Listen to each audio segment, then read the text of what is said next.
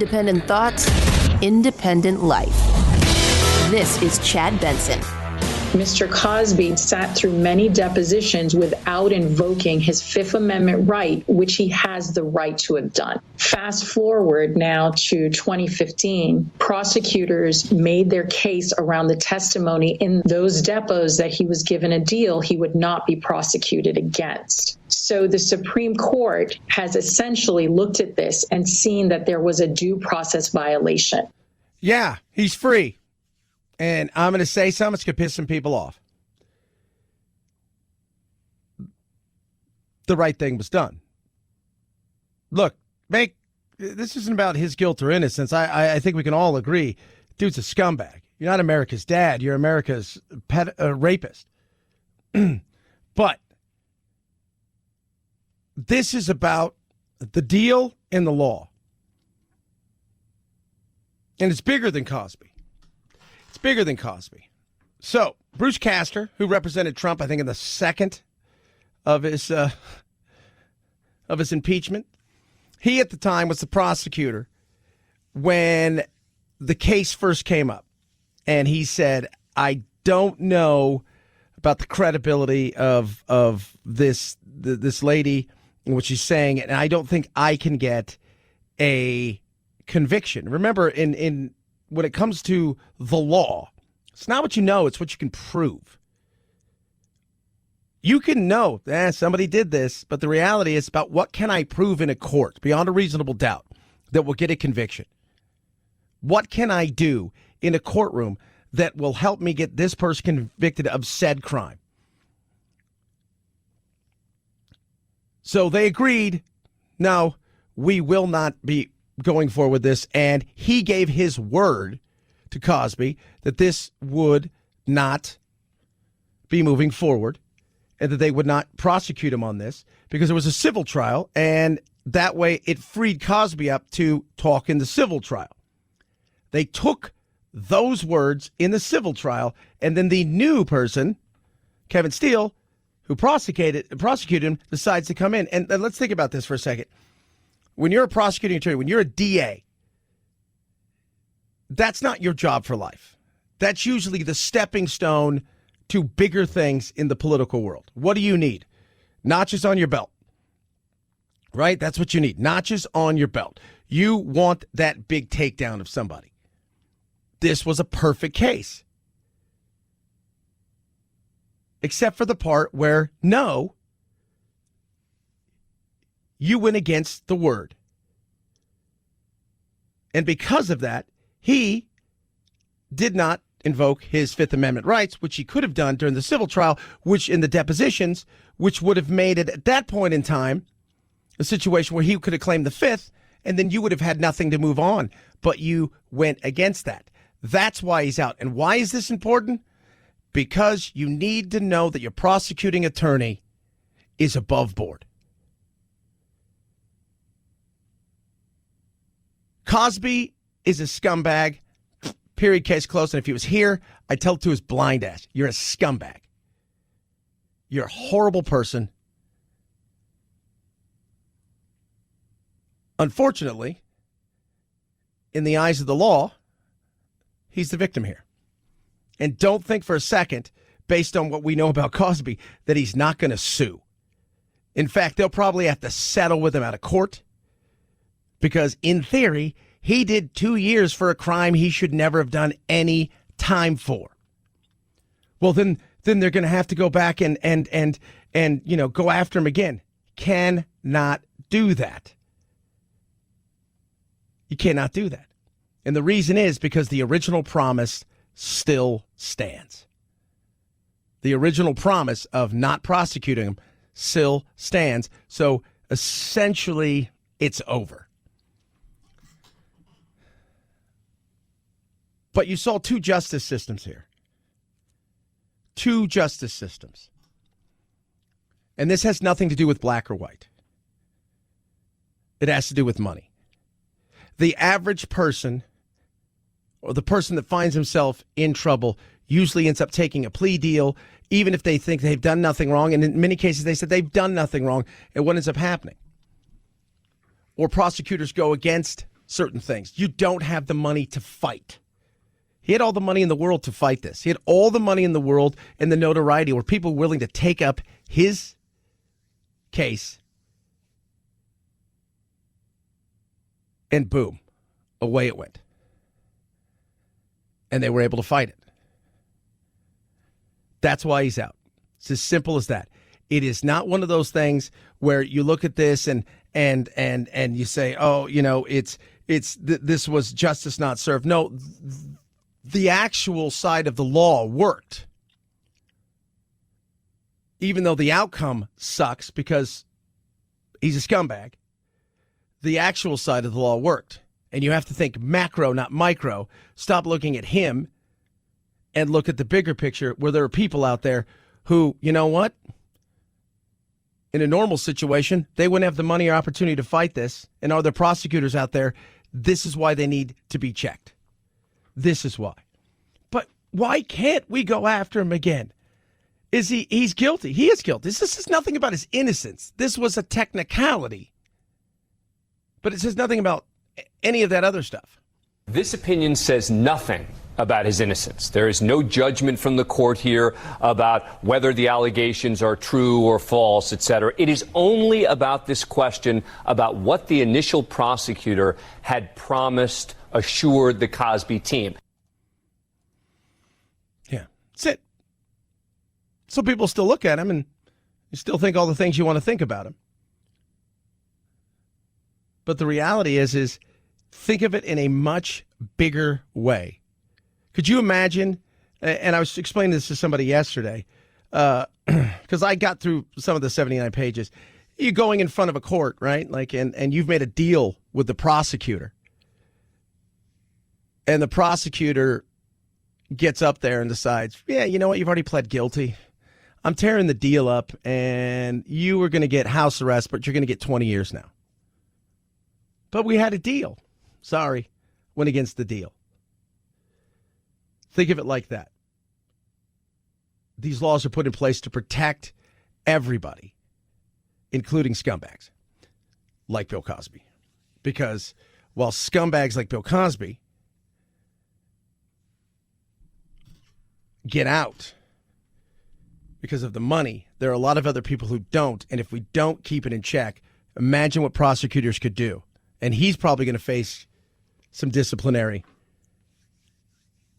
questions, the prosecutor, Steele.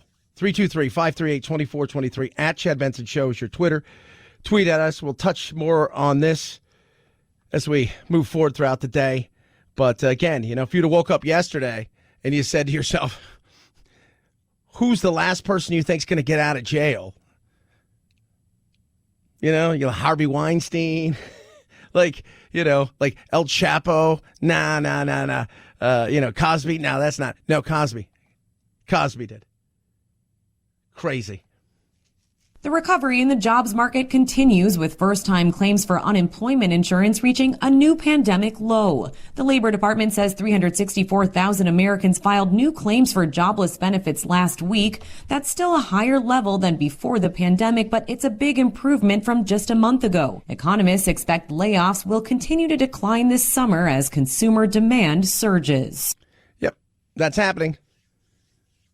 People going back to work. Plus, Wall Street Journal did a study this week. Guess what happens when people aren't getting the opportunity to get an extra $300 a week because many states have pulled back?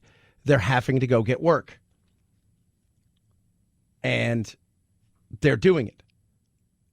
So we'll get a bigger look about that in the next coming several weeks. But people are coming back to work. People are getting out there and working again. Life's getting back to normal, even though this Delta variant is out there, even though there's this thing that's, is this the evil? No. Here's what the CDC said yesterday. If you've been vaccinated, get on with your life. If you haven't, you should be cautious. That's it. If you've been vaccinated, it's all you can do, right?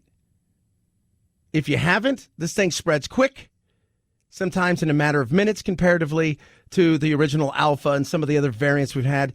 Be cautious. That's simple. That's simple. But outside of that, just get your butt out there and start living your life again, which is what we should be doing. It is what? It's so funny because, California, Los Angeles in particular, is back at it, Hey, start to put those masks back on, especially when you're indoors. Start doing those kind of things. And it'll be interesting to see the way that it plays out comparatively to the rest of the state, but also across the country. I just don't think, I think it is not that genie's out of the bottle. People aren't going back to that.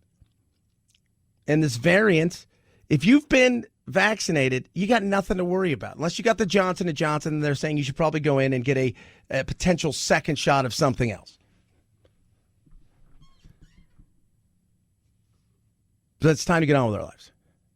Remember, we learned to live with this thing, through this thing, around this thing, and now we're living above it, and that's the way we should continue to do it.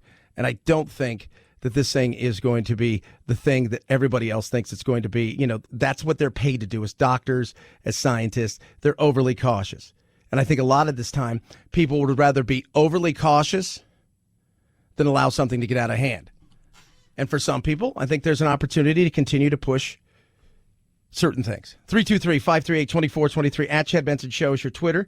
Tweet at us, text the program. Tell you what, I love it. It's my Friday. I'm so excited. So we're taking off tomorrow. We're taking off Monday. And it's July 1st. Can you believe it? Happy birthday, Mom. I love you, Mommy. But it's my Friday. And I'm so excited because I'm going to blow stuff up this weekend.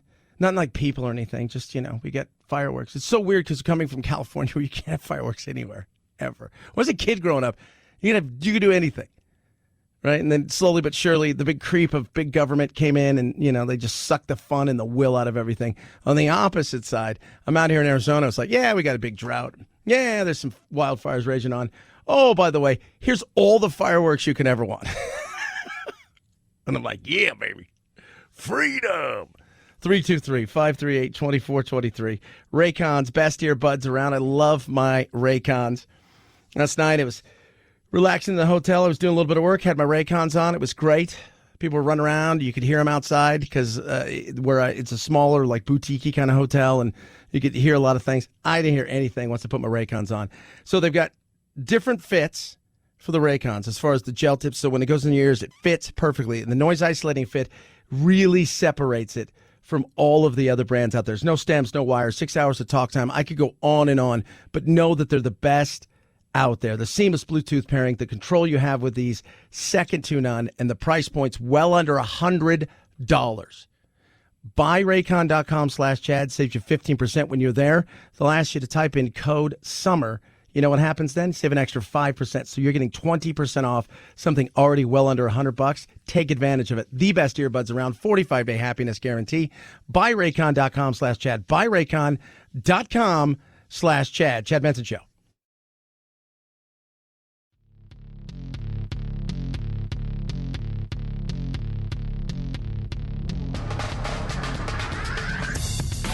Serving up talk radio medium rare and dripping with irony. It's Chad Benson. There's nothing run-of-the-mill about indicting a company, especially when it's run by a former president. If the indictment comes down as expected, it could be a first step toward an even more extraordinary event, namely criminal charges against a once and possibly future chief executive. What? Yeah, they're going after Trump.org. And the Weissenberg, kind of like the guy who ran everything, the CFO there, they're coming for him. The charges are pretty deep, and everybody's like, oh, this is going to lead to Trump. Sources briefed on the investigation tell ABC News the charges against the Trump Organization and its longtime chief financial officer, Alan Weissenberg, include tax fraud. Weissenberg has worked for the company since the 1970s. In one of his old books, Trump said of Weissenberg, quote, he did whatever was necessary to protect the bottom line. Oh, so we got him. We got him. Now we're going to get Trump. Is this coming to Trump? Can they get Trump? Can they? I have no idea. ABC News learning overnight that a grand jury in New York has voted to indict the Trump organization and its chief financial officer, Alan Weissenberg. The charges are expected to be unsealed today when Weissenberg and an organization representative are due in court. Which, by the way, he's already surrendered himself. They're expected to face tax fraud charges, which include allegedly avoiding taxes on fringe benefits like apartments, cars, and school tuition. Yeah, so they never reported that. So there's a difference between people who try to, like, they haven't paid their, like a lot of people out there haven't paid their taxes for years, but they never avoided. They didn't say they made $100,000 when they made $500,000. These guys got a lot of stuff and they didn't put it down, so they got a free apartment valued at, let's say, $5,000 a month. That's $60,000. They didn't count that as income. You know, $5,000 for a month for schools, right? Like $50,000 a year. They didn't count that as income. It starts to add up. Those are part of the income side of things that they said that they didn't put on there.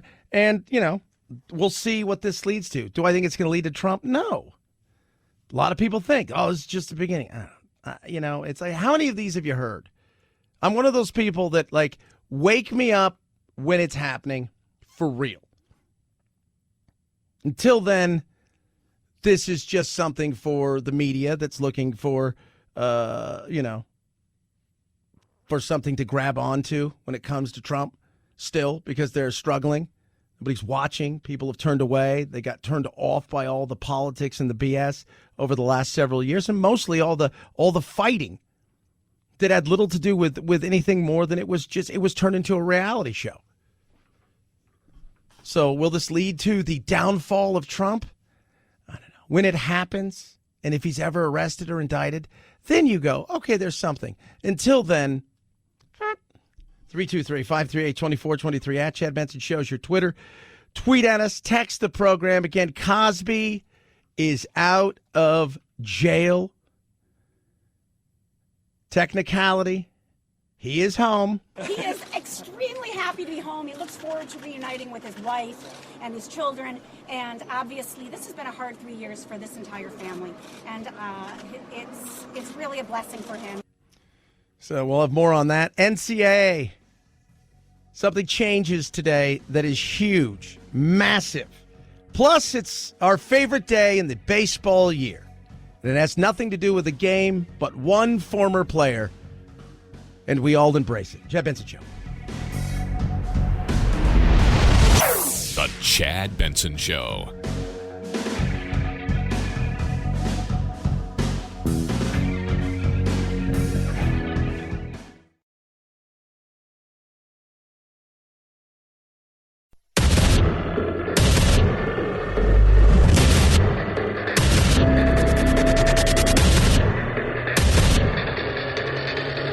Independent thoughts, independent life. This is Chad Benson. For those of us who are parents who are worried about sending our kids back to school, given the spread of Delta, what would you advise schools should do? Should schools all consider mask mandates? Do we need to reevaluate this idea that schools are actually safe? Well, a lot depends on what the community level of infection is. If there is widespread of the Delta variant in a community, then I think schools opening, especially those for younger kids who can't yet be vaccinated, will really seriously need to be reconsidered in terms of safety and may very well result in going back to masks and social distancing. Remember what I said, excuse me, about the schools. Last year, people got to a situation where lots of anger, parents pissed, kids frustrated, you know, depending on where you were in the country. Maybe your kid wasn't even going to school. Some of them had been going back regularly for a majority of the year. But I said school will be a big, big, big test. It's a litmus test right now. If it's hybrid, if it's mask and super social distancing, if it's not even going to school, you're going to watch parents lose it. Now, this Delta variant, again, we've talked about it, spreading, you know, and it spreads fast. As far as whether or not it's more deadly, yes, the question, a lot of places, you know, like everything, scientists all have differing opinions on it. Some say it's worse and it attacks the kids more. Others say there's nothing to worry about here. It spreads easier, but it's shown to be no more deadly. There's a lot of things that go in this, but this will be interesting to see what takes place, because I think everybody can agree if we go through another year of kids having hybrid models or all of these things. I mean, you saw what happened last year with the mask thing, and we were just trying to get back. Can you imagine what it's going to be like if they say we're not starting school on time, or it's going to be a hybrid model when people are getting themselves back together again as we head into the fall? People are going to lose their mind.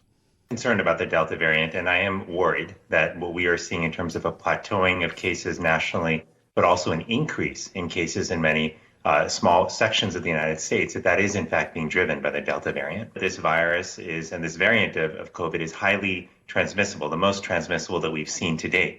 The good news is if you are vaccinated, and fully vaccinated means 2 weeks after your last shot, then there is good evidence that you have a high degree of protection. Yeah, that's it. That's all. Like, anybody should be like, that's all I care about. Because it's the world we live in. It's the old saying. How does this affect me? Well, it doesn't. Well, all right then. Then why should I care? And I know that sounds callous, but we live in a world where our world, meaning your world, my world, our worlds revolve. The world doesn't revolve around us, but my world does. And if it affects you negatively, you're going to be a little pissed, a little angry. If it has no effect you, you're going to get on with your life. Meaning, some people out there, they don't have the damn vaccine. They're not. They may get sick. They've recognized that. They're okay with it. They've recognized that they're okay with it. Certain pockets, there's going to be absolutely this thing spreading. But it's nothing. I don't think it's anything to worry about. CDC's backing away from the World Health Organization because they're saying, look, the World Health Organization is talking about the fact that about 12% of the world is vaccinated. We're in a much better position comparatively to the rest of the world. So live your life. Well, I wouldn't say, they're overreacting, or what I would say is that localities like LA County and others absolutely have the right to make decisions based on what they are seeing in their counties. And if I was in a community that had a low vaccination rate, if I was seeing a rise in the Delta variants, I think it's perfectly reasonable to think about different approaches we could take to limit spread, to try to get ahead of it. The takeaway message, though, for individuals is that if you are fully vaccinated, again, you are quite protected. And that's all that I think any of us really care about. That's all it is. I'm protected. You're protected. You're not protected. You've accepted the responsibility. At the end of the day, all we care about is what goes on in our world. But the one thing that will affect all of us is if schools don't get back on time or schools are shut down. You watch, parents aren't going to be as understanding. They were understanding for the first several months. That starts to change. And think about this, too. If you're a teacher, if you're a union. Now, if this thing is killing kids, obviously you're not going to get a pushback. It's one of those things where not a lot's going on and it feels like it's being used as a political ploy. Remember what happens when they come to ask for money, as they normally tend to do for budgets. People remember.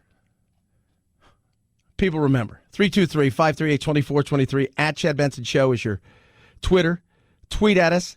Text the program. Cosby's out of jail. The accusers pissed and angry. I was just absolutely in shock, stunned.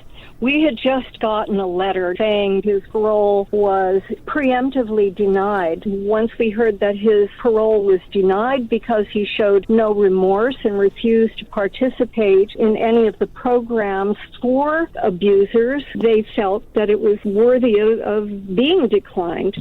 For this to come out of left field is just, it's a gut punch. Yeah, I think a lot of people feel that. Technicality is why he's out. There will not be a second trial over this. The reality was, he should never have been prosecuted for this.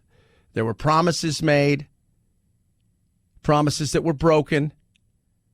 In doing so, he essentially incriminated himself during the civil trial, of which they then took that and used it at a criminal trial that should never have happened.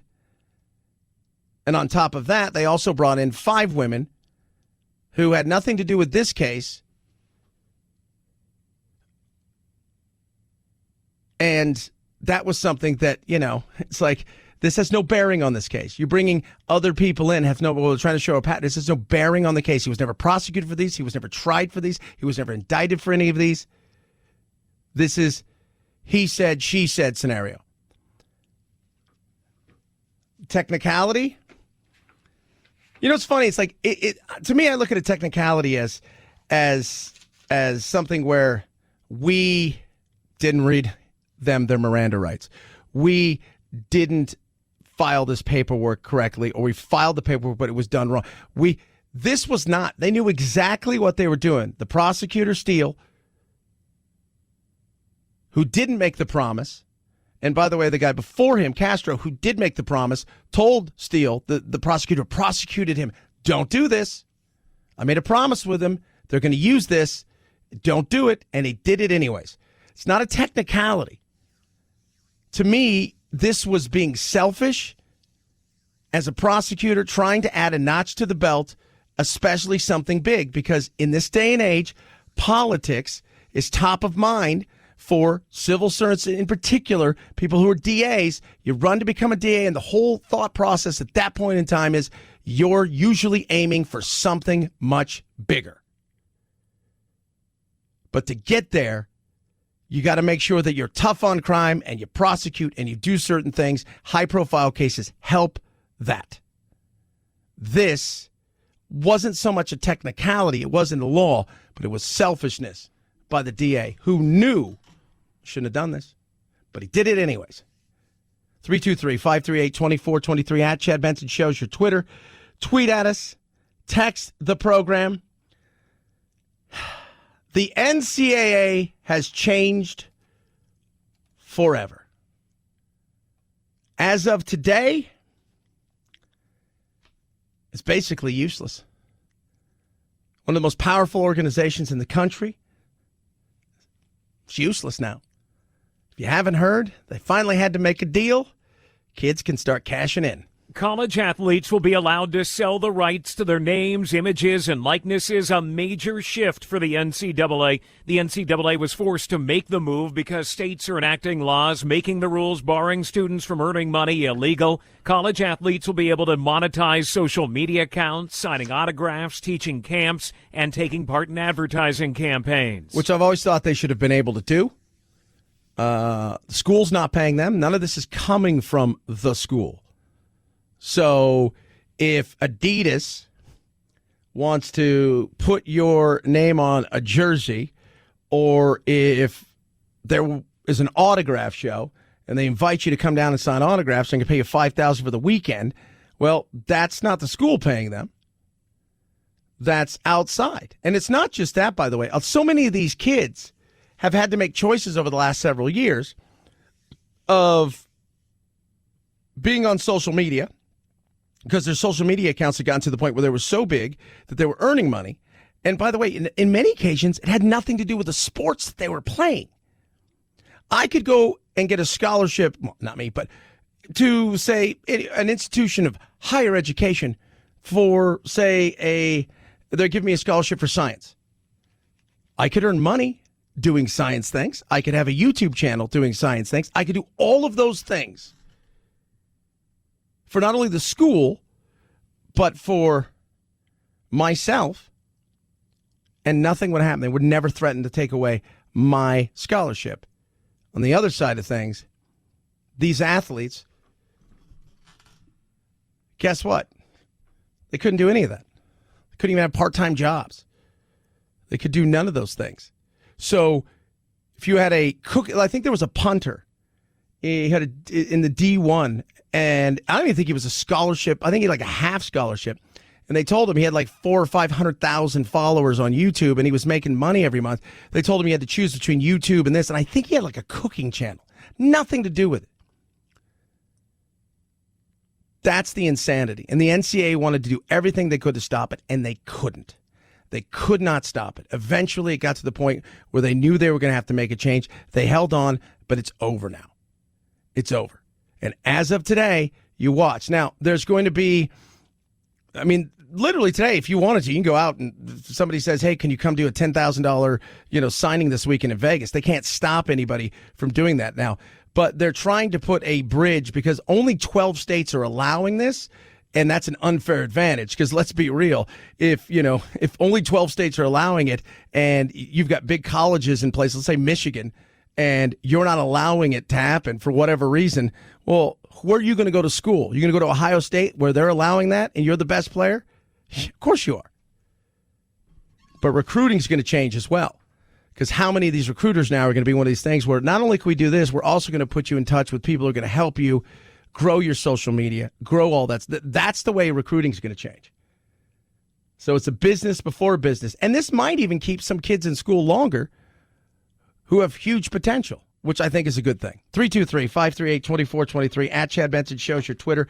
MyPillow's got the Giza Dream Sheets. Slide into comfort, slide into style, I say, with the Giza Dream Sheets, which are amazing. They are. Special cotton. It is grown in one area and region in the world, between the Mediterranean Sea, the Nile, and the Sahara Desert. It's awesome. It's called long staple cotton. It's ultra soft and breathable. These sheets are amazing. You're sliding into something where you're like, that feels like $1 million. It's breathable, available in all kinds of colors and sizes, machine washable, 6-day money-back guarantee, limited 1-year warranty. You're going to love these things. Now, it's a 2-for-1 deal. You buy a set, get a second set for free. Go to MyPillow.com, click on the little promo, like radio thing, type in code Benson, boom, on the way. That's MyPillow.com, promo code Benson, or call 800-983-4975. It is the MyPillow Giza Dream Sheets, 2-for-1. Buy one set, get a second set free. MyPillow.com, promo code Benson. Chad Benson Show.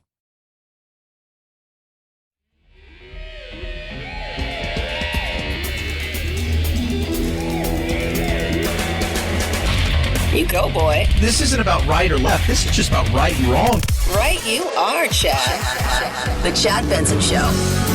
It's my Friday, but tonight movies are kicking off. This is a big weekend. People are looking at the box office. They feel like it's coming back.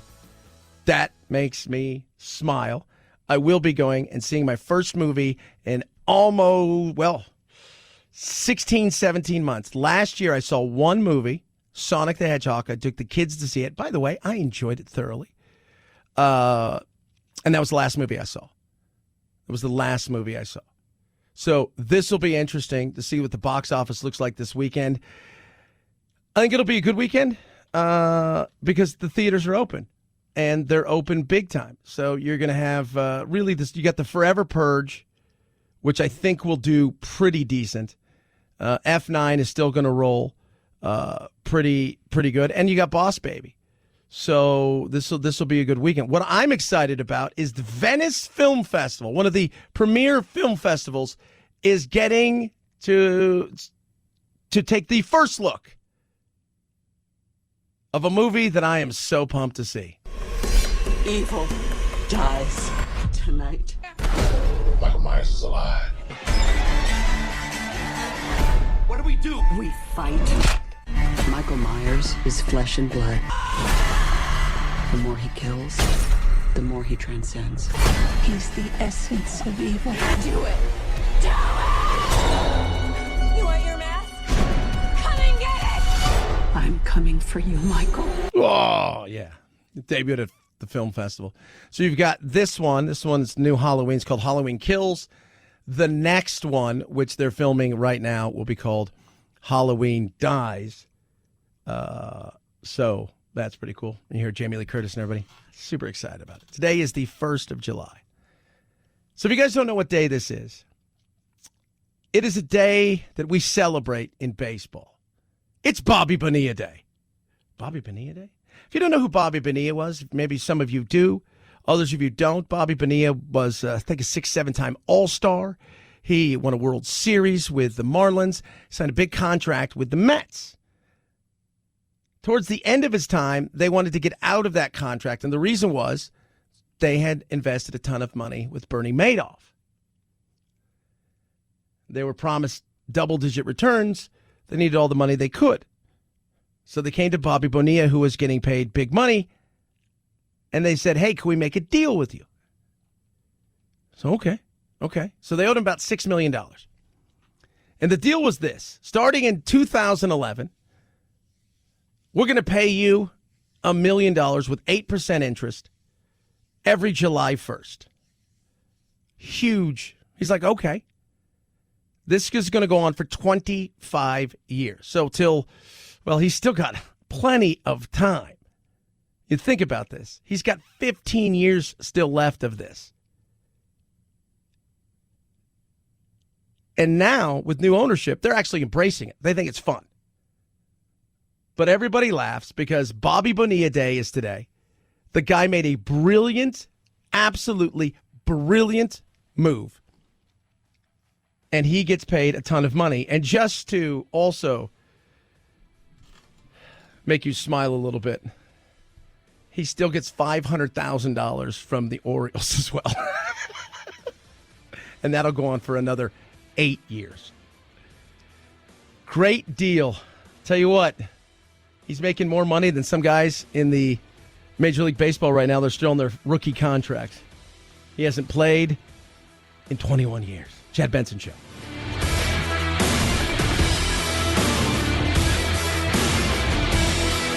This is the Chad Benson Show.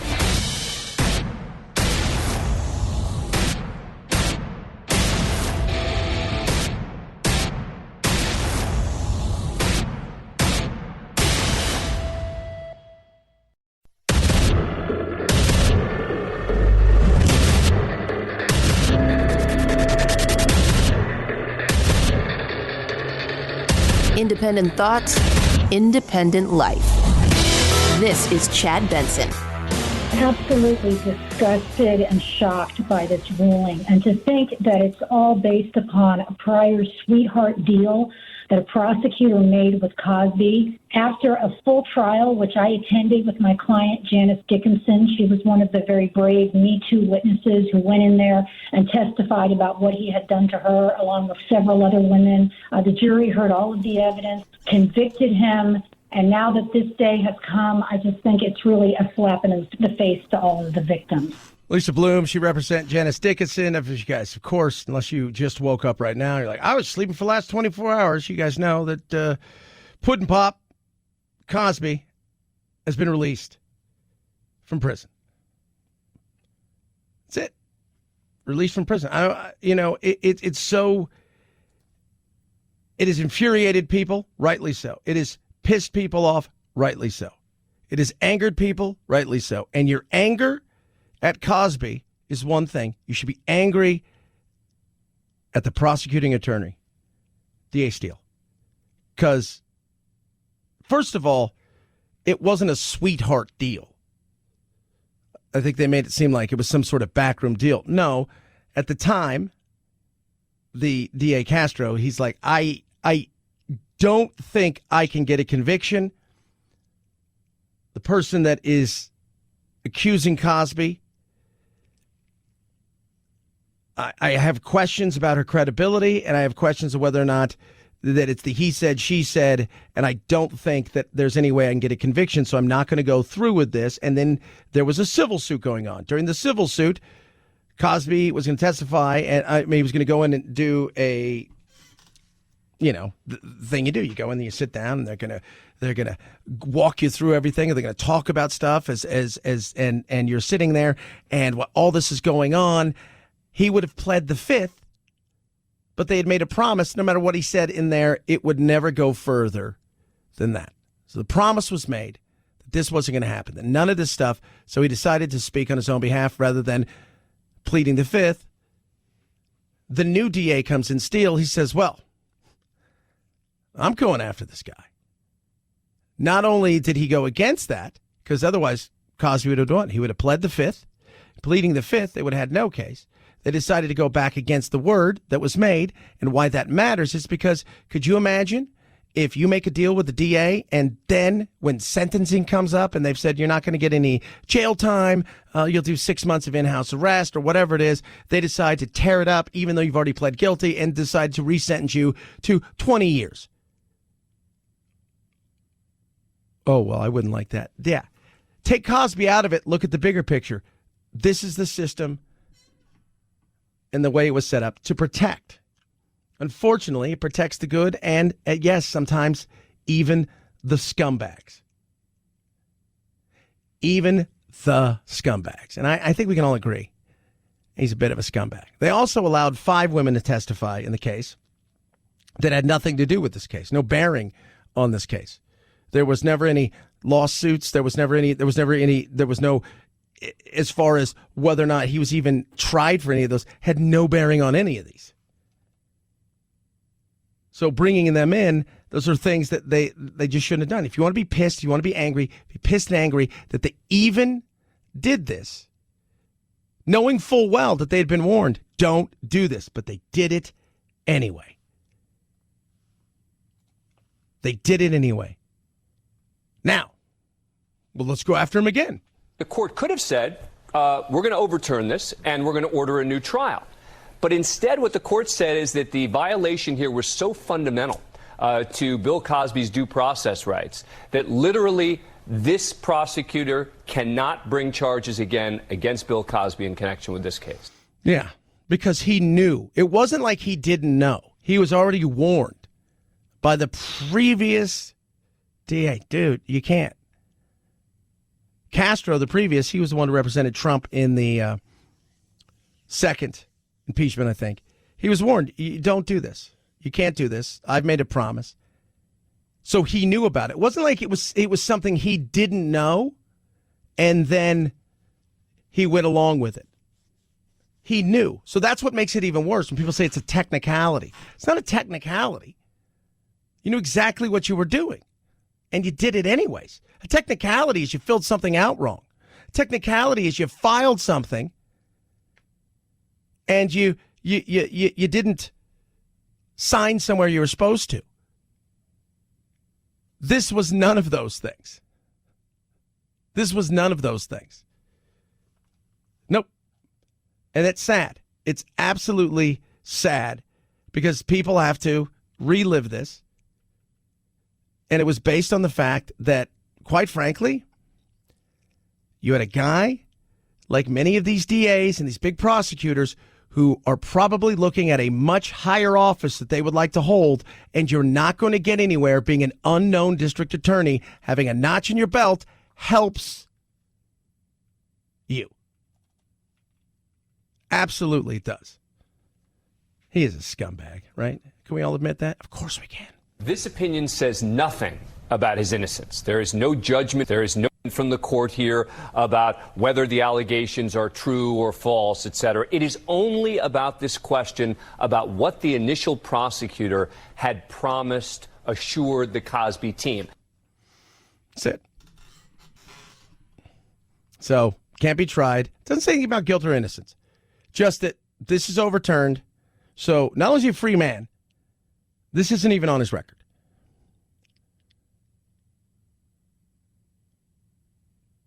But the system worked in a way where it's put in place to protect people.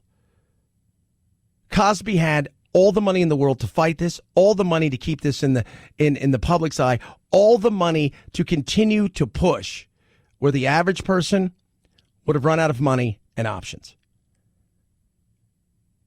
In the macro, the bigger picture, you want to make sure that your prosecutors can't overcharge, overdeliver, and crush people who do not have the means or understanding of stuff because they don't have the representation. That's why. Be mad at the prosecutor as much as you're mad at Cosby.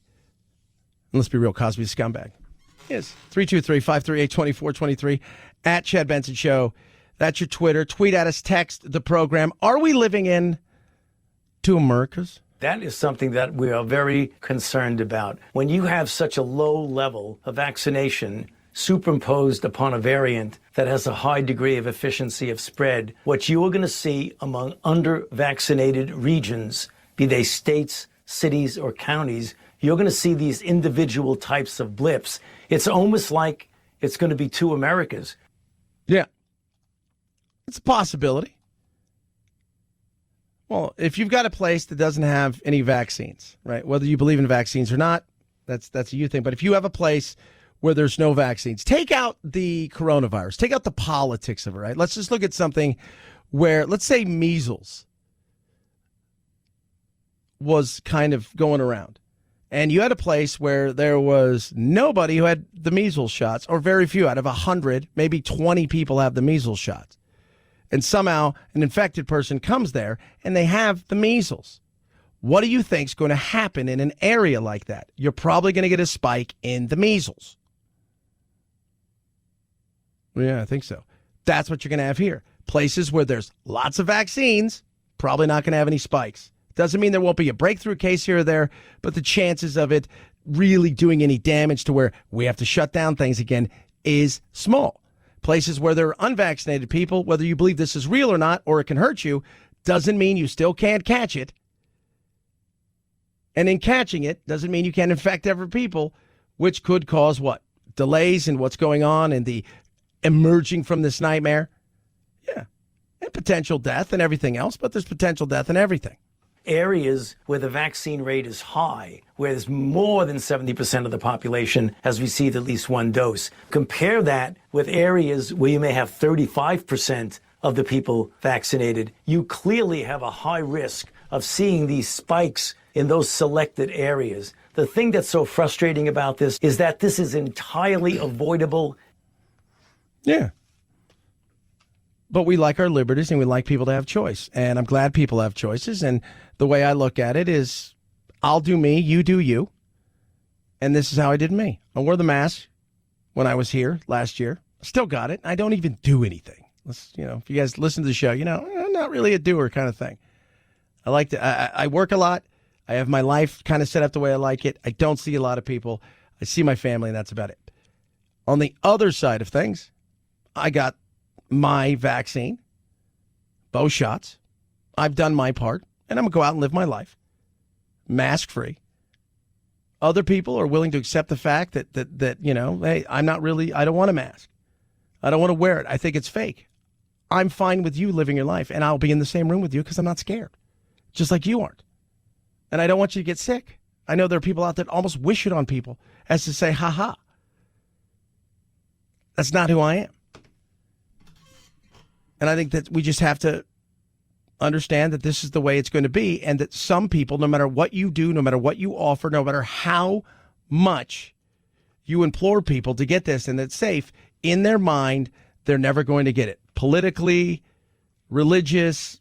Yesterday, I was asking people, why are you not getting the vaccine? Some of the stuff I got back is it magnetizes me. It does all these kind. I'm like, okay, well, I mean, that's fine. That's the reason you're not getting it. I'm just always curious. The number of the beast, it's got microchips.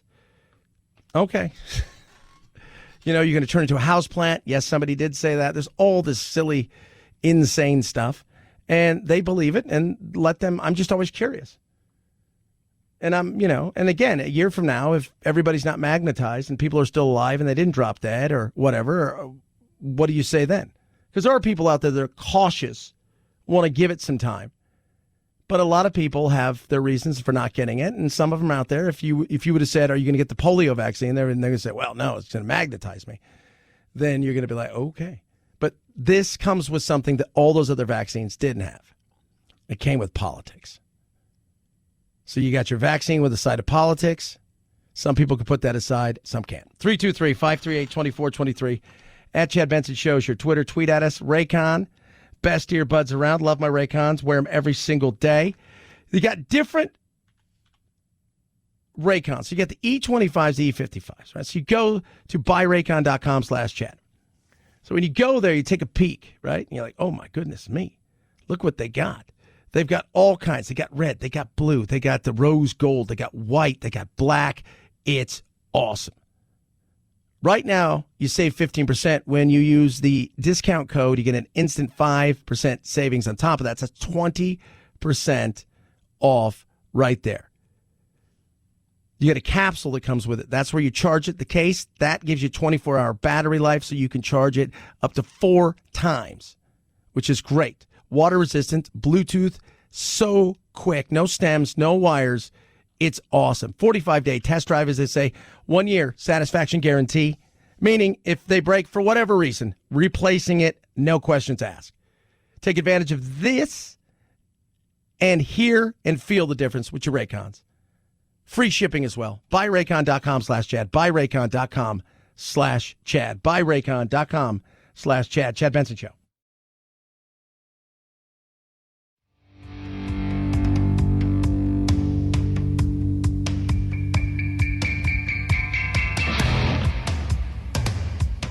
Irreverent? Yeah. So what? It's the Chad Benson Show. 5, 4, 3, 2, 1, 0. Ignition. Liftoff. Now it's time to find out what's trending. What's trending? Yeah, what does that mean? I mean something, right? Like it's trending on the old internet. What's trending? Let us take a peek, find out what's trending on the old interwebs.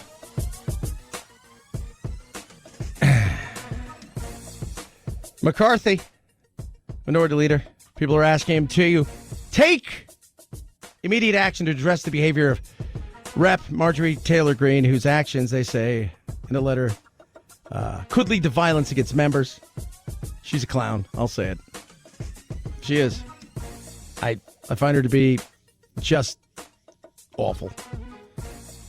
She's a clown. But Chad, I'm sorry. There are other, and I know for whatever reason, we live in this world where we like to see people fight and we think fighters are great. But these people like to fight because they think it helps them in the political world. It does nothing for the people. It just makes a spectacle out of stuff. And it takes away from a lot. Suns, Phoenix Suns. 130-103 win last night. The Clippers, they're going to the championship. They are. Yes, they are. They'll face the winner of whatever team's left standing, basically at the rate they're falling apart, of Milwaukee versus the Atlanta Hawks. But the other thing, Frank Kaminsky, last night Patrick Beverley shoved Chris Paul, arguably one of the MVPs of the season, in the back, and he just stood there and looked. It's the second time in a row that something has happened with Beverley and Paul where his teammates really didn't do anything, and I thought that was odd. But he is now becoming a meme, and people are laughing at him for not doing something. You need to do something. Can't believe you didn't do anything. That's your player. Canada Day is trending in Google. Bill Cosby was the #1 trending thing yesterday, followed by Donald Rumsfeld and Biz Marquis, who had to announce that he wasn't dead. Apparently that was rolling through. What do you mean he's wait, what? Yeah, he's not dead. He's still alive. He's still out there. Still alive. But of course, you knew Bill Cosby was going to be huge yesterday, him being released from prison on what they're calling a technicality. It wasn't a technicality. It was selfishness by a DA who should never have prosecuted in the first place based on what the previous DA had done. And that cost these people who were victims of him truly a way to suffer again in public. And Bobby Bonilla Day is trending. Bobby Bonilla Day, we touched on earlier. If you don't know what it is a day that is celebrated by baseball fans everywhere, where the Mets made a deal with Bobby Bonilla in 2001 to essentially say, we're going to pay you X amount of dollars for the next 25 years, starting on the 2011 year. And we're going to give you 8% interest. And that is a deal that's huge because he gets $1.2 million essentially this July 1st. Mets. Solid. Chad Benson Show.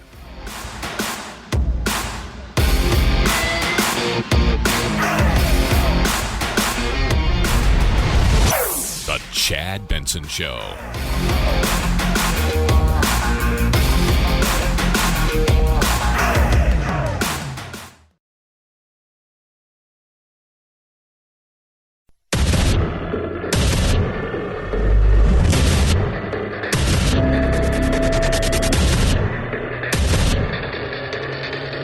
Independent thoughts, independent life. This is Chad Benson.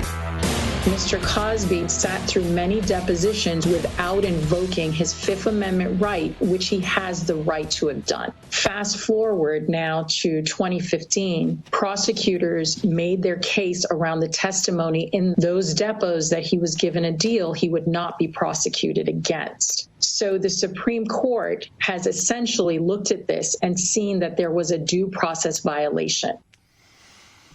Yeah, that's it. People are pissed. People are angry.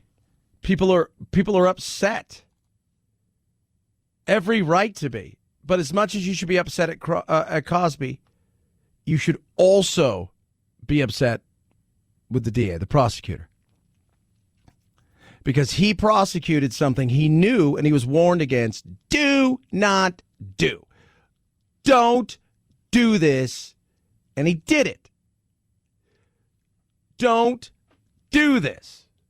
And he did it. Be pissed at him. Seeing the reaction of people. Amber Tamblyn wrote, I don't want to hear anything about how cancel culture ruined men's lives during the Me Too era reckoning. For women and survivors, how we went too far. Today's news that Cosby's conviction is being overturned is proof we haven't gone far enough. Our justice system must change. The justice system worked. But he's free. Take Cosby out of the picture. Think about people who don't have the means, who don't have the fame, who everybody screams about, gets screwed over by the justice system. If we allow prosecutors to do things they're not supposed to do, then what happens? The system worked.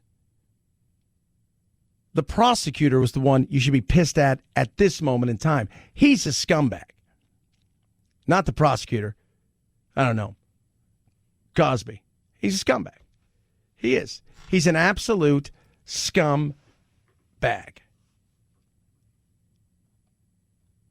That's what he was. That's what he is. Anna Navarro, rich, powerful sexual predator Jeffrey Epstein got a sweetheart deal from then U.S. Attorney Alex Acosta. Rich, powerful sexual predator got a sweetheart deal. No prosecution deal from prosecutor, is getting out of jail. Anybody else see a pattern here? There wasn't a sweetheart deal before that. What it was essentially was, I don't think I can prove in court based on her depositions and what she's told us that Cosby did this. Her alone is not going to get a deal done. That was Castro, the first DA who made a deal. So then when there was depositions in the civil lawsuit, he spoke, they took that, and the new guy's like, oh, good, I need to up my profile.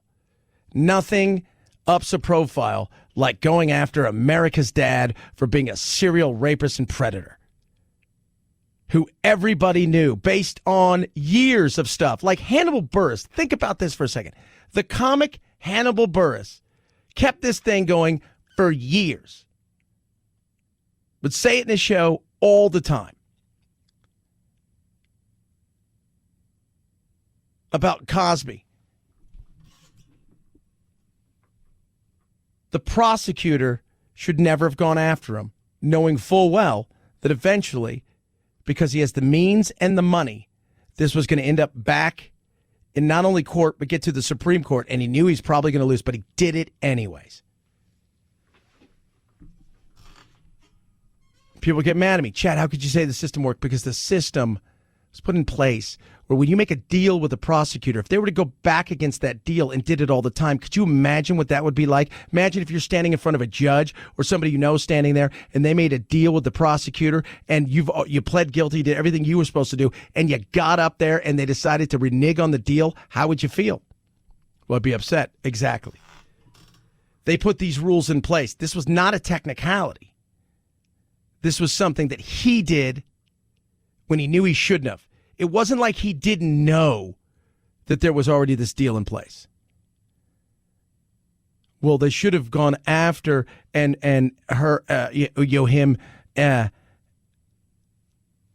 with just her testimony. Why didn't the first guy do it? Because he didn't think he could win in court. He thought it was going to be a losing proposition. He didn't think that she was going to be able to overcome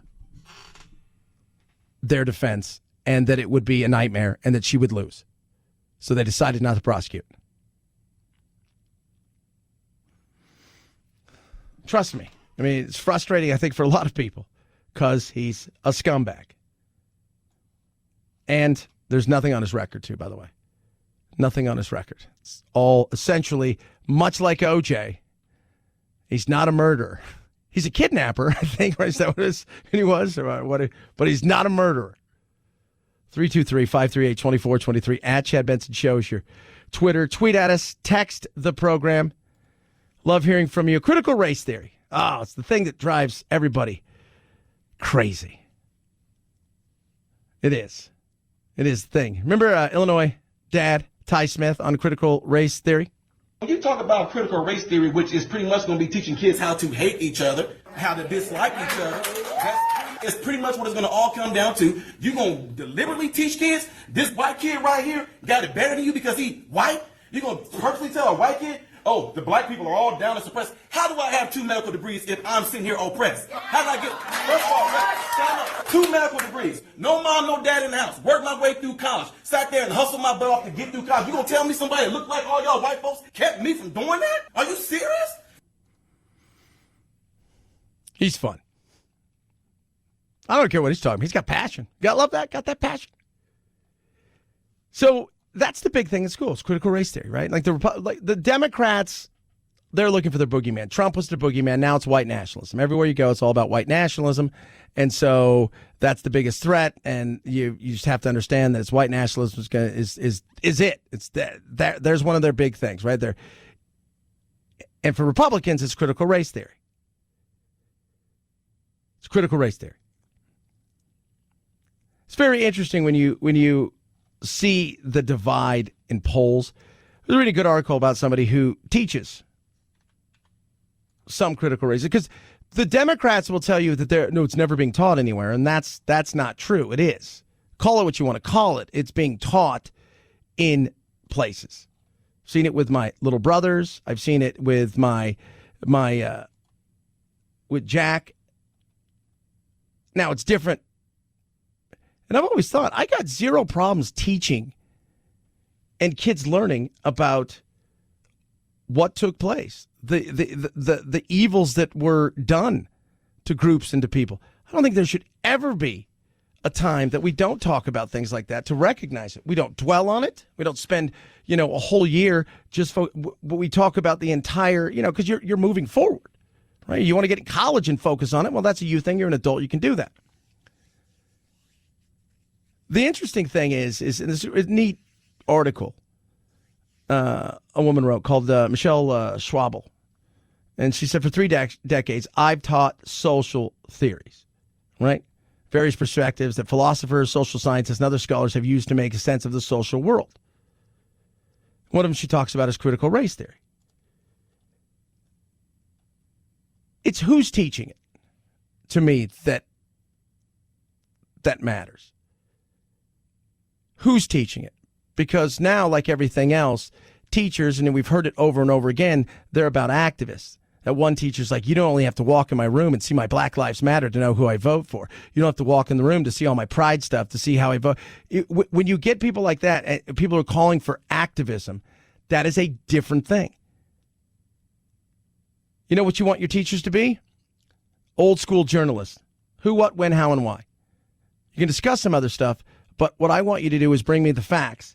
And then we can have discussions. I don't need your opinion, and I don't need you to slant it one way or another. And that's the problem we find in pretty much everything.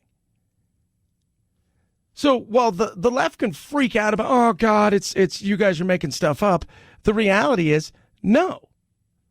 Again, I've got no problems with teaching the history, but who's teaching the history? And what are they leaving out of it?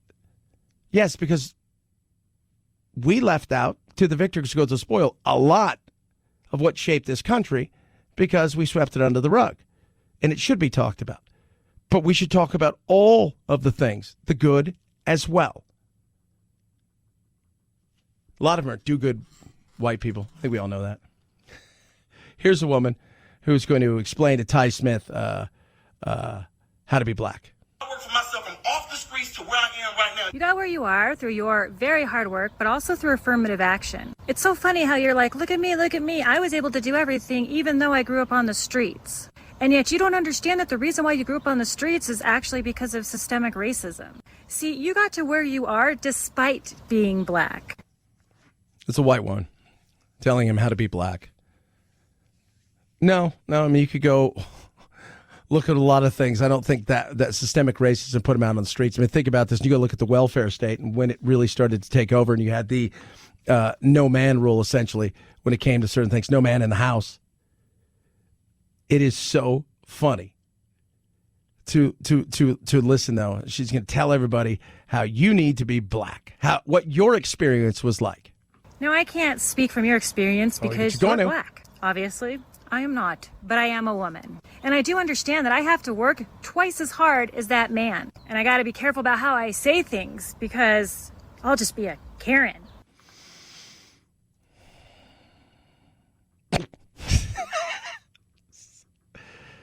See, it's about this, and you know, if you guys hear the word intersectionality, if you don't know what it is, essentially, based on one of the French philosophers, and it's this whole theory of there is essentially different groups who dominate other groups,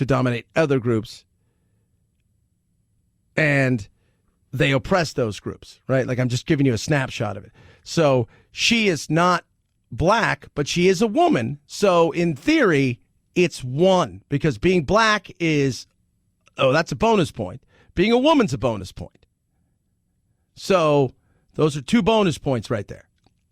2 bonus points.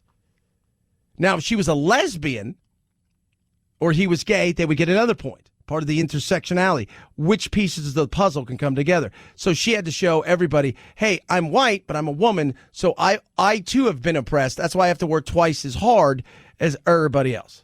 You don't even make as much as your white counterparts. What's it, 60 cents for every dollar? Someone you watch over could actually be making more than you. But yeah, pat yourself on the back, pal. Talk about condescending. That is hilarious. How do you know what he makes? It goes back to the same thing over and over again. Everybody's got to be oppressed in some way, shape, or form. We're building a victim society. That's sad. And a guy who's standing up saying, look what I've done. Nobody's oppressed me. I worked hard. I had to push through things. Nobody's oppressed me. Not because of the color of my skin. There wasn't some special white guy outside going, don't let him do that. Nobody's oppressed me. And she wants to show you how you're been essentially oppressed. And how you make less money, even though she doesn't know how much money you make. 323-538-2423 at Chad Benson shows your Twitter. Something for free. Rarely do you get something for free that's worth something. You're going to do it now. Rough Greens, ruffgreens.com/Chad. What is it? It's Canine VitaSmart from Rough Greens. Sprinkle on top of your dog's food. Brings your dog's food to life. Vitamins, minerals, omega-3, 6, 9. It's got probiotics. It's got this digestive enzymes. It helps your dog with their joints. It helps their dog in their overall health, with their digestive system, and even with their fur. And it is amazing what it's done for my dogs, and it'll do the same thing for you. Now, they want you to try it before you buy it. It is free. You pay for the shipping. It's yours. You try it. If you don't like it, you didn't lose anything. If you do like it, you're going to come back again and again. They're putting their money where their mouth is. ruffgreens.com/Chad. Get your free bag of Rough Greens now. ruffgreens.com/Chad. Or call 833-MyDog77. 833-MyDog77. Rough Greens makes any pet food better. Chad Benson Show.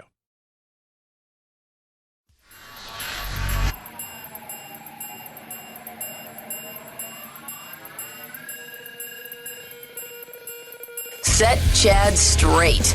Text the show, 323-538-2423. That's 323-538-CHAD. Someone has to do it. Might as well be you. The Chad Benson Show. Producer Phil, can you remind the listening public what potentially may happen to you in nature? Nature will mess you up. Mess you up. We've had a couple shark attacks. LA Baywatch is The initial. By the way, you heard what he said. L.A. Baywatch. First thing comes to your mind is she's running on the beach. LA Baywatch is The initial calls coming in from LA County Baywatch. for traumatic hand injury. Baywatch are the lifeguards in LA County. The audio from Broadcastify. The Boy Scouts confirm a child at a youth camp canoeing in the waters off Catalina Island got bit by a shark. Firefighters say he was with his father and their boat was bumped by the shark. The boy is said to be in stable condition. He was airlifted to a hospital for surgery. Yeah. You go in the water. It's a potential to happen. This is another attack. Took place earlier during the week. It's sharks, man. They're in the water, right? Remember that lady said, you're going in their house. Chicken comes to my house, I might eat it. Nature potentially can mess you up. Sometimes, though,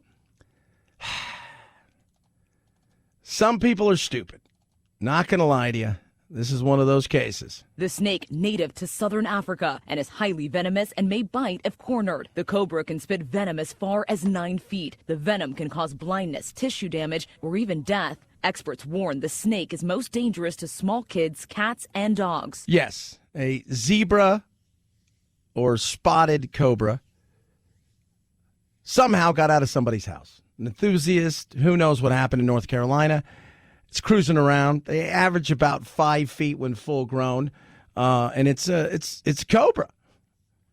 It is a cobra, and the venom it's an elapid. The venom is deadly and can kill a man rather quickly. Kids, though, are vulnerable, and kids look at lizards and snakes, and they're curious. So you got to watch out with that. And imagine, you know, especially in a place where we won't see it, and because you're in a place like North Carolina or some of these other places, they can live in some of these areas. They can. You've seen that with the invasive species in places like Florida and Georgia, where people, first they blamed everything on, these are just bad pet owners who bought something and they just released it in the wild. Then when you did more research, even though by now they've passed bills where you can't own some of these animals, the reality is, and a lot of times, it was natural disasters. People did everything they possibly could to move some of these things, but natural disasters caused flooding and things to break where people and their animals got free. But this is a dangerous animal. You're dealing with something that's pretty unusual and actually scary. Yeah. So, and a snake bite like this from one of these, it's scary, and the cost too could be upwards of $500,000 to $1 million to fight it. So, if you're in North Carolina, thanks for listening, and watch out for the snakes. Chad Benson Show. This is the Chad Benson Show.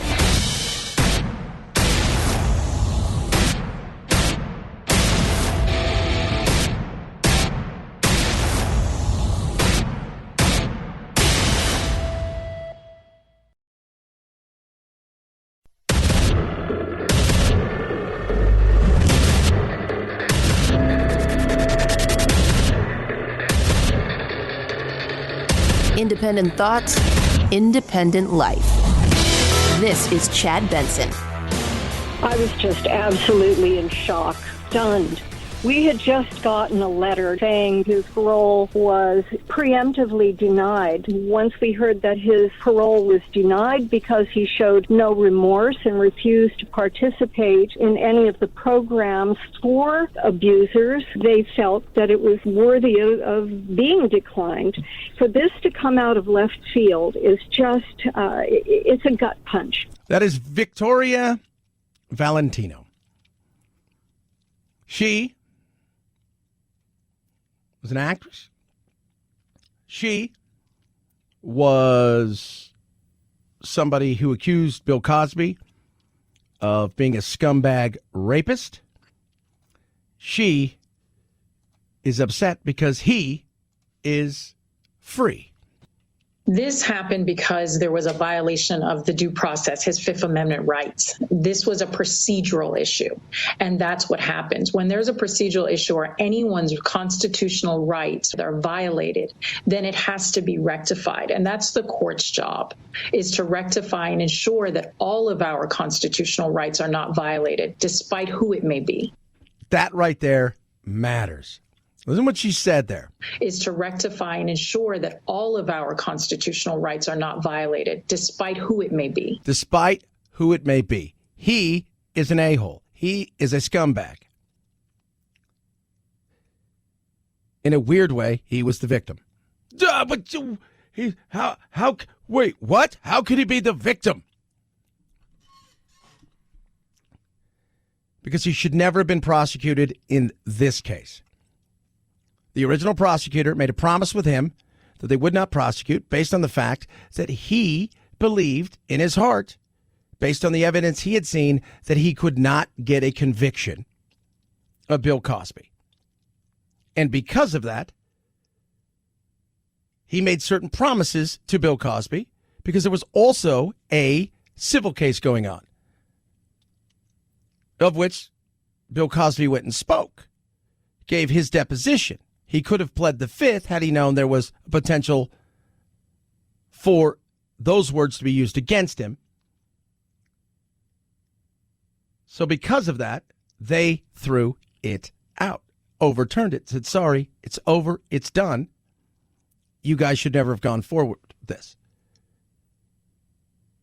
Oh, because the new guy who came in, he really wanted to make a name for himself. Because when you're a lawyer and you're a DA, so you're a prosecuting attorney, here's where the money is. The money's on the defense side.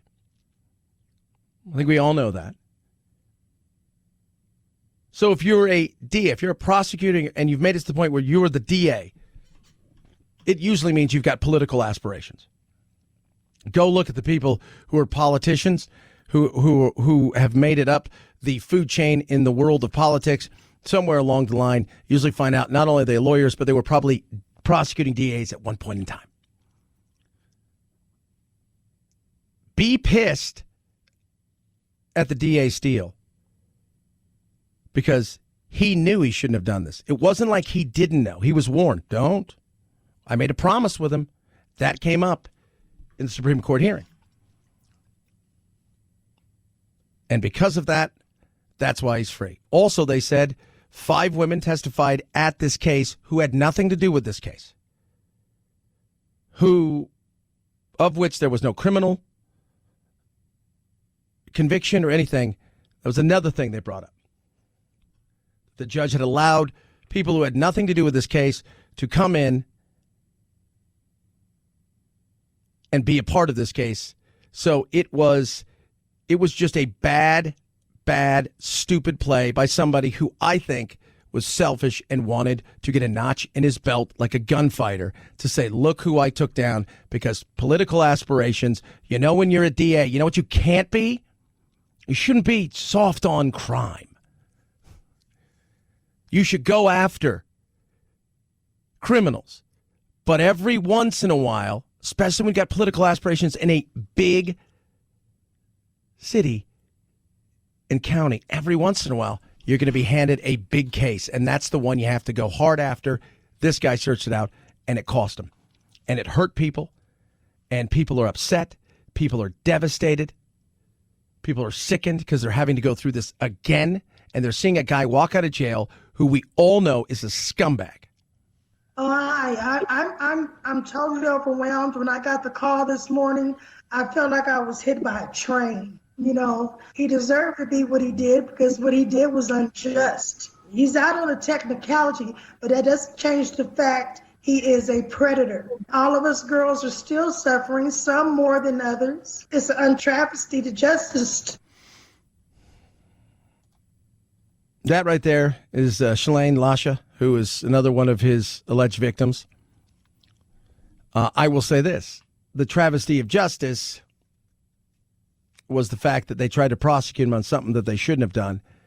And now, on top of all of this, knowing what we know about Bill Cosby, He's going to sue the hell out of them, and he's probably going to win. They'll settle out of court before it gets there.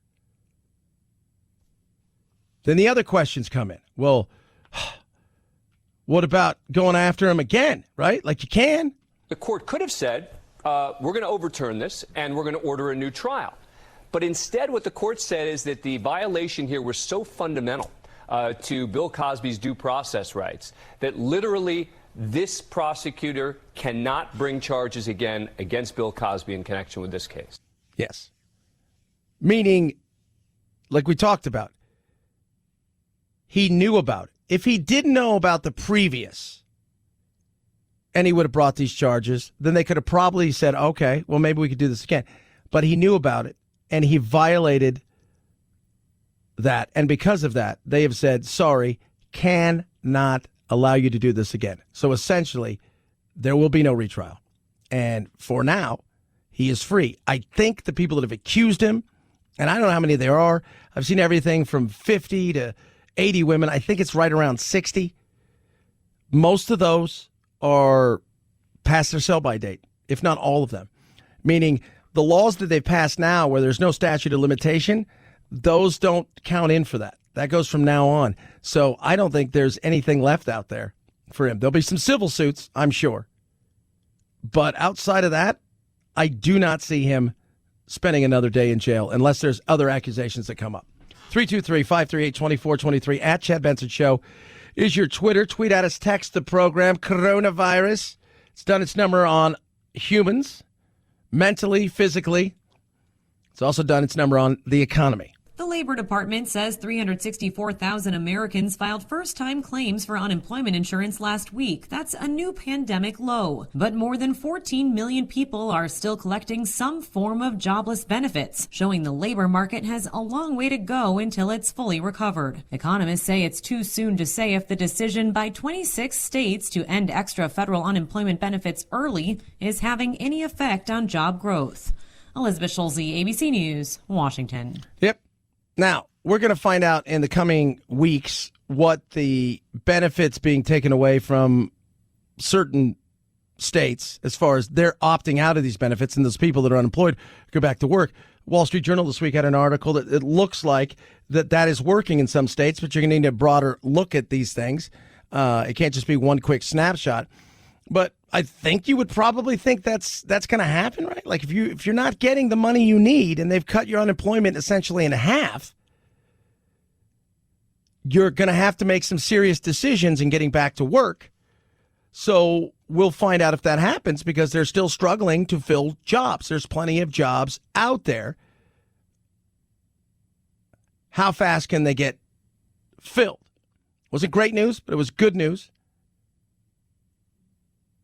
We'll find out in the coming, again, weeks and months what this looks like long term because there's still that Delta variant. People are still a little skittish. Yesterday we were talking about the 4 reasons why people aren't going back to work.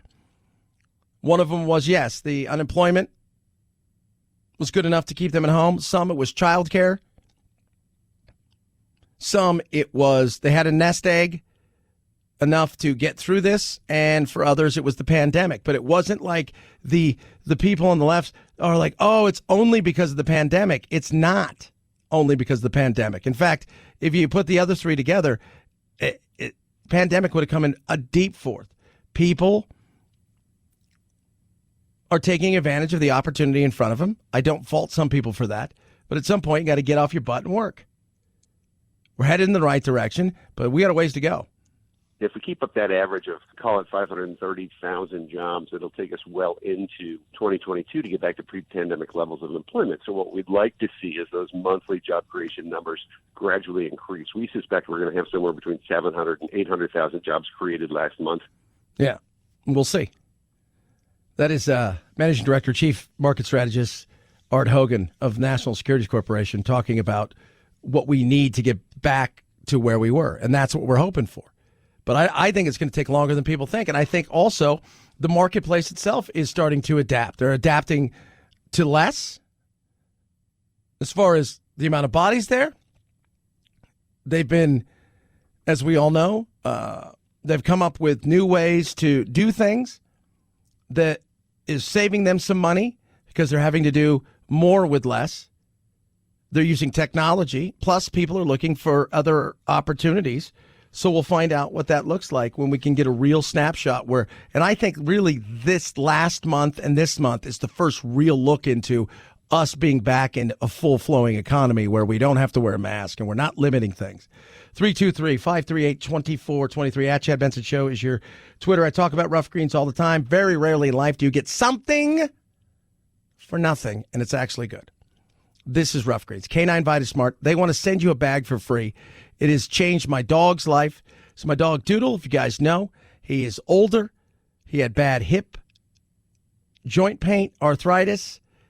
He's living his best life. He's happy. He's healthy. He runs around. He's doing things that he never did when we first got him. We adopted him when he was a little bit older.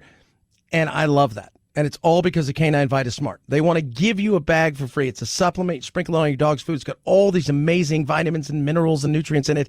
And it really, and it doesn't matter what kind of dog feed you have. You watch what it does for your dogs.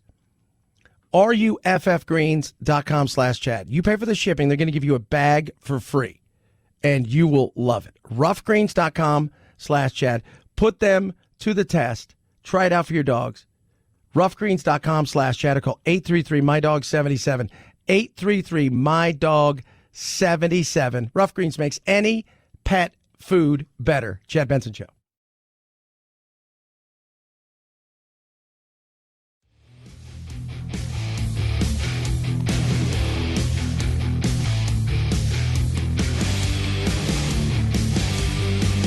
If you like talk radio like Chad Benson likes his meals, you've come to the perfect place for takeout. Anybody over there? Hello? Who's there?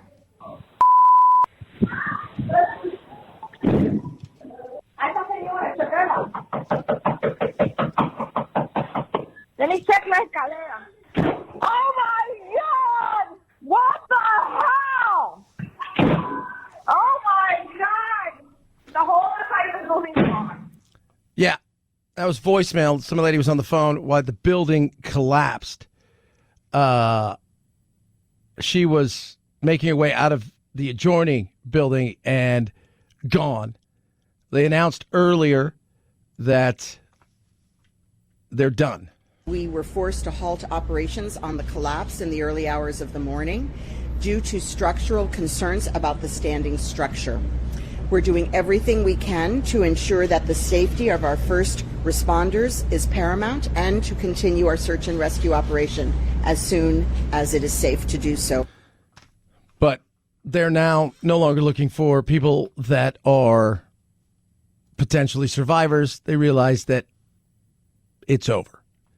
So it's now about making sure everybody's safe. There is just, it is a disaster. It truly is. And there's, I think, at the end of this, I don't know how many, we're still in 140s missing.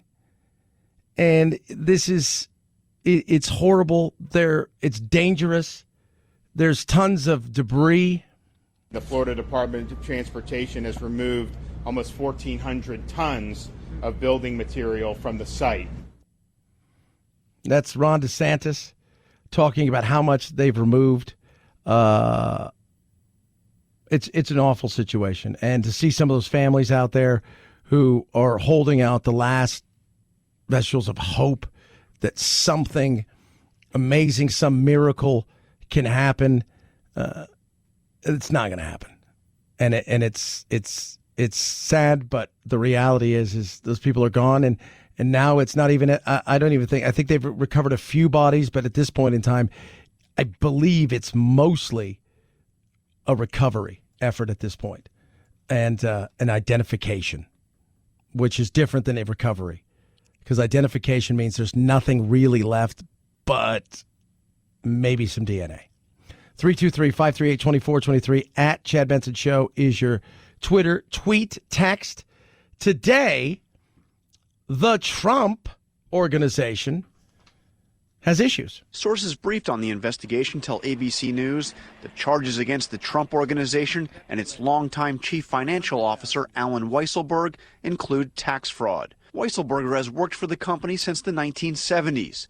In one of his old books, Trump said of Weissenberg, quote, he did whatever was necessary to protect the bottom line. Yeah, they're looking at him saying, could this be tax fraud? Is Trump in trouble? Could this lead to Trump? Are all roads leading to Trump? Are they coming?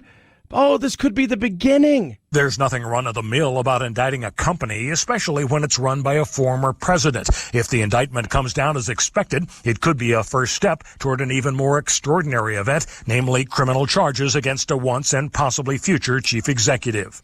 Yeah, I don't think that's going to happen. They're looking at tax evasion for benefits that over a long period of time, the Trump organization, including Weissenberg, took advantage of. Free houses, cars, things of that nature. Never put that towards income. And it's I don't think it's going to be the bombshell that I could be wrong, but I don't think that this is the one. But who knows? But it's crazy that they're still chasing, that they want to get him. They want to get him. They're coming hard.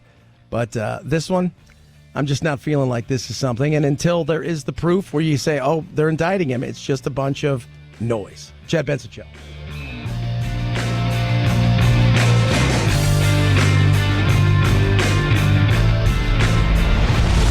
The Chad Benson Show.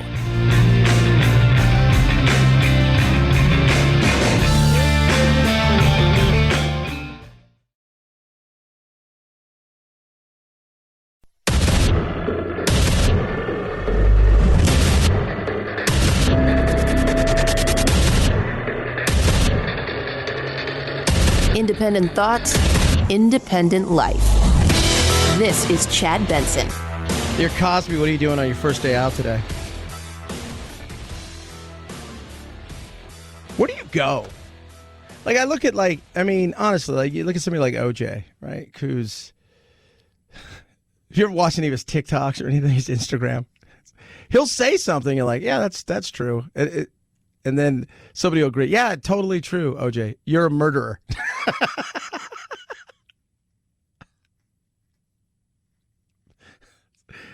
It's like, he could say something profound. You're like, man, that was deep and wise. By the way, you're a killer. It's just this.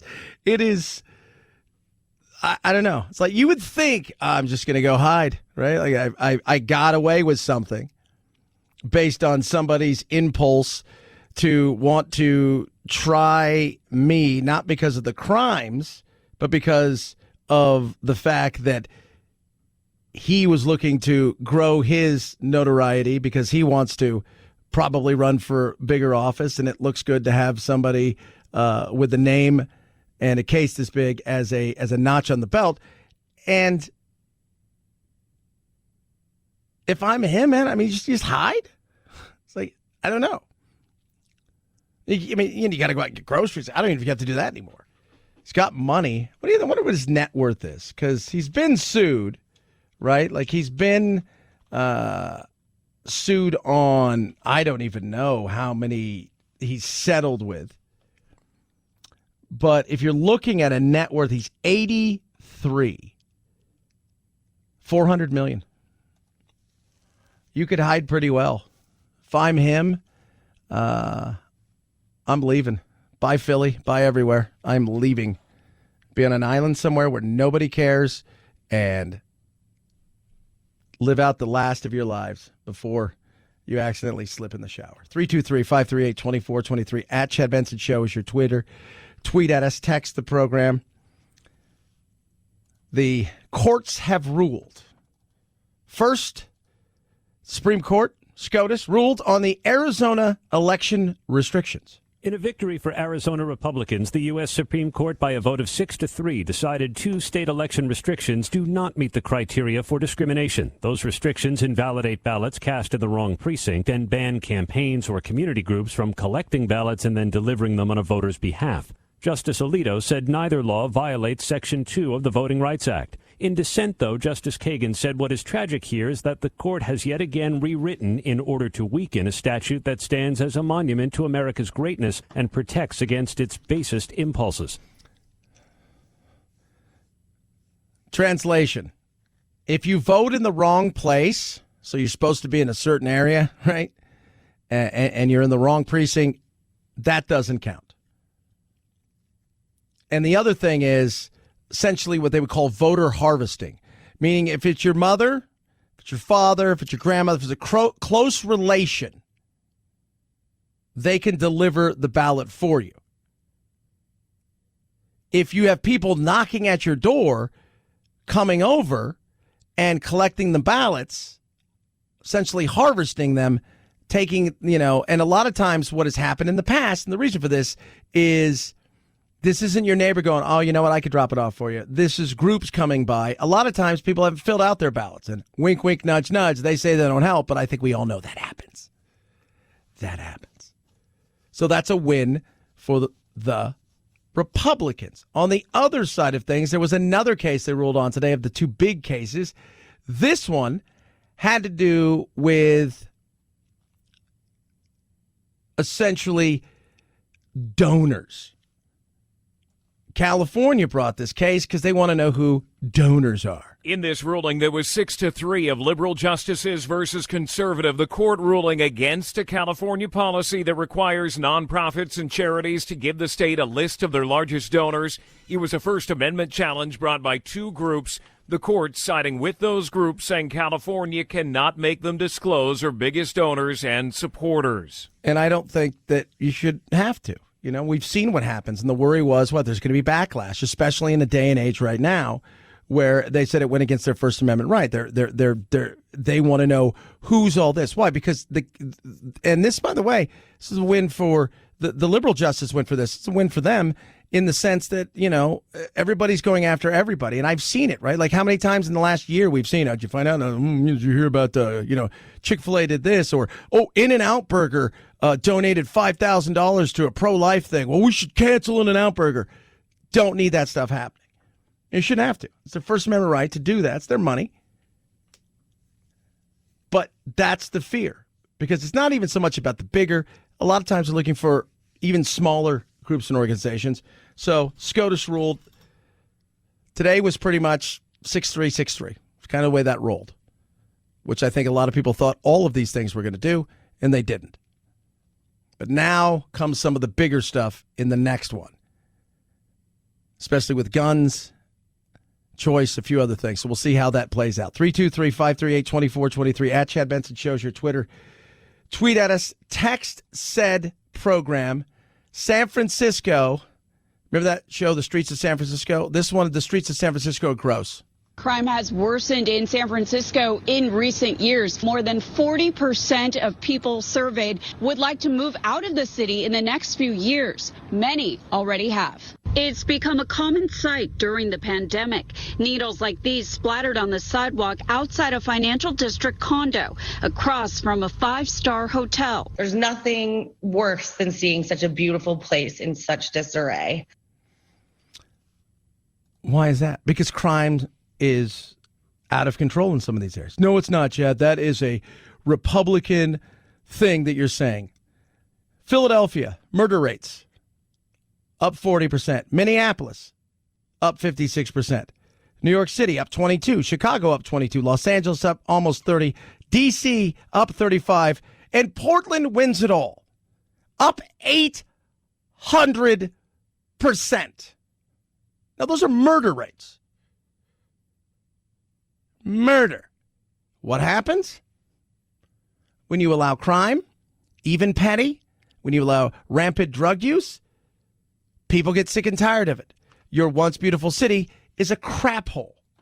I really thought I was going to be sad when the movers loaded up the last container, and I have never been more relieved. After more than 12 years in San Francisco, Lindsay Stevens recently sold her place and moved to the Palm Springs area during the pandemic. I honestly think in the last 3 years, we've seen a massive decline in the quality of life, and that was only enhanced over COVID. Yeah. Because what ends up happening? You're allowing people to use this kind of feelings over, people have drug problems, so you just got to kind of let them be. We saw what happened in San Francisco. That guy rides in on a bike and he steals all that stuff. Eventually they caught him. But they only caught him and went after him because they knew there was pressure, because people were aghast. I can't believe that happened. Then you find out he had done it 4 days in a row. Eventually, people don't want to live in a place where the quality of life sucks. 80% of residents say crime has worsened in recent years. I think safety is a huge concern. Even 2 years ago, when I first initially moved back to the city, I never viewed certain neighborhoods necessarily unsafe. That's until 24-year-old resident Minku Lee became a victim himself this past Friday. He was headed to happy hour near the ballpark on 3rd Street with his friends when he says he was racially and physically attacked by a homeless man. Forcefully pushed me over / tripped me. Really startled by the incident. Some people would say, well, what did you do to the homeless man? He's homeless. He doesn't have anything. They don't. It is a nightmare. I won't go to San Francisco anymore. I was there the last 2 times I was there. Once I went with my family, and we were on their Barcadero. We're getting ready to go over to Alcatraz. We were taking my little brothers and sisters over there. This was great. It's packed out, kind of summer day like today. There was a guy digging through the trash can. His pants were around his ankles, and all of his bits were everywhere. It was, and people just, no, that's the day. Everywhere we went in the city was gross. A few years ago, I was there. We had a business trip there, and I will tell you this right now. It was disgusting. It smelled like piss and crap. There were needles. There was all kinds of stuff everywhere you went. It was nasty. Homeless people, like you're trying to go into a store and they're bugging you. They're not addressing any of this. And the cops are pretty much just, whether it's Seattle, San Francisco, Portland, New York, and a lot of these places, they feel like their hands are tied. And that somehow this is what the people of the cities are clamoring for. Give us more crap. What does the mayor have to say about all this? Well, she said recently that the city needs to make more investments. Earlier this month, she did announce a $1 billion investment over the next 2 years to help fix this homelessness problem. That would include more housing and mental health services. Which is what a lot of it is. It's drugs and it's mental health. Now, is it mental health and then people are taking drugs? Or did the drugs call mental health? It doesn't really matter. The reality is you're not fixing this by building them shelters. You're not fixing this by giving them apartments. You're not fixing this by putting them up in hotels. They're not going to stay. They don't want it. They're going to ruin it. There's got to be something done. And it's going to make people feel sad. Oh, I can't believe you're doing that. But you can't ignore it anymore. From Los Angeles to Chicago to New York and many big cities across this country and even medium-sized cities, it is becoming absolutely unlivable in some of those places, and people are fleeing. And the younger generation is leaving. They don't want to be there. They want quality of life and affordability. They don't want to step over homeless people who, if you gave them everything you think you should give them today, they'd piss it all away and leave it there on fire. You're fighting these things the wrong way. You're trying to fight it with love and hearts and sympathy, and at some point in time, you need to fight it with reality. 800% in Portland. My God, are you doing nothing? Nope. Ted Wheeler's an idiot, but he's the best of the bad idea that they had to vote for. 323-538-2423 at Chad Benson Show's your Twitter. Tweet at us. Raycon, best earbuds around right now. You go to buyraycon.com/Chad. When you do that, and you order your Raycons with your 45-day money-back guarantee with 6 different soft gel tips to make the inner ear fit the way it tightens in there, the most amazing thing you've ever had. No stems, no wires, none of this stuff. The best Bluetooth sync. When you do that, they'll ask you to put in code SUMMER. Saves you an extra 5%. You're getting the best earbuds around. Well under $100 with 20% off. 45-day happiness guarantee. 1 year warranty. No questions asked warranty. Meaning if a squirrel breaks in your house while you're sleeping and eats them, you send them back. They're not even going to ask you a question. Don't know how it happened. Here you go. That's awesome. Innovative, amazing, sleek, stylish. Raycons, the best earbuds around. Raycon.com/Chad. Save 15%. Add that extra 5% when you use the code SUMMER. Buy Raycon.com/Chad. Buy Raycon.com/Chad. Chad Benson Show.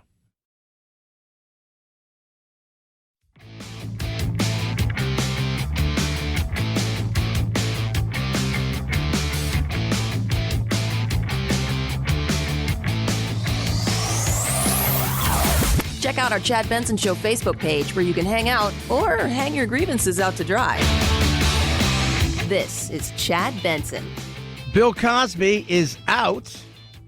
Britney Spears? Britney Spears made an emotional plea in court last week, accusing her father of emotional abuse and manipulation as her co-conservator, saying that the way he forces her to work is akin to sex trafficking. On Wednesday, a judge denied a request from the singer to remove her father from the conservatorship. Now, the request was made months before last week's startling revelations, but Judge Brenda Penny denied the request Wednesday, a week after hearing Spears speak. That doesn't mean her father can't be removed. It just won't happen anytime soon, and her request to end the conservatorship is still on the table. The next hearing on that is in 2 weeks.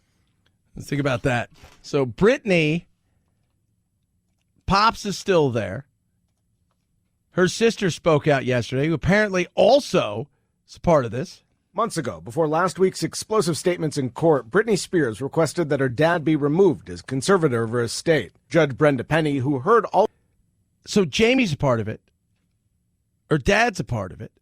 All of these people seem to be a part of this. And, she sent some mixed messages. I was telling the guys before this yesterday, she was talking about how she's been sexualized, which is absolutely true. Now, let's be real. As she's gotten older, she's sold herself in ways. But she's saying how the paparazzi and everybody sexualized her. Yeah, and that's wrong. We all know that. Remember that first video she did? It's like she's running around in a Catholic schoolgirl outfit. It's, Yet at the same time, as she's saying this and doing this, she's posting these videos yesterday of her in a bikini and her doing all these things where she's like taking her bikinis all the way down to the back. That's a little mixed message. It is. Well, I think her dad's bad. I don't know her dad. I don't know her. I will say this. I've not seen her dad do too much, but I've seen a lot of her social media, and I will say I see why the judge's time's done what he done. Well, shouldn't she be able to live her own life? Yeah, I got no problem with that. My question has been, who are the people that want her to end this so bad? Who are those people? I bet you'd find out a lot of those people are people that would like to have their hand in the jar as well. And then what happens is if they take advantage of her, people are going to say, well, why didn't they protect her? It's a sad situation for sure. It is. And I'm sure the Free Britney people are beyond pissed today. 323-538-2423. At Chad Benson Show is your Twitter. The NCAA, National Collegiate Athletic Association, virtually, it's a new day, and you guys are nothing. This has been a fight that's been going on for years. The NCAA has resisted. This has been a legal fight as well. But this morning, things have changed. So what does this mean? What happened with the NCAA? Why did they just turn things around? Did they just come around? Not necessarily. There were states that had passed laws to allow college athletes to make money. Those were going to go into effect today. Yeah. Going into effect today means they get to do something that they've wanted to do. They're going to make money off their likeness. They can have jobs. They could teach at camps. They could go sign autographs for money. They could have YouTube channels for money. They can do it all. They can make deals now, which they've never been able to. Because states came forward and said, we're not allowing the NCAA to do this anymore, to come up with these arbitrary rules while they're making billions and billions of dollars. These kids, as they were saying, were not only were they not getting anything, well, they're getting a free education. That's fine. They also weren't even able to work. They had a YouTube channel and it had nothing to do with the sport they were playing. They had to stop doing it. And that is insane. So we'll see what this looks like going forward. But It's a new day in sports, and the NCAA has now just become another organization. 323-538-2423 at Chad Benson Show is your Twitter. Tweet and text. Love hearing from you. I'm off tomorrow. Craig's in. You guys have an amazing, incredible 4th of July weekend. Count your digits before you blow stuff up and count them afterwards. Make sure you keep all the digits you have. We'll do it again next Tuesday. Night, Jack. This is the Chad Benson Show.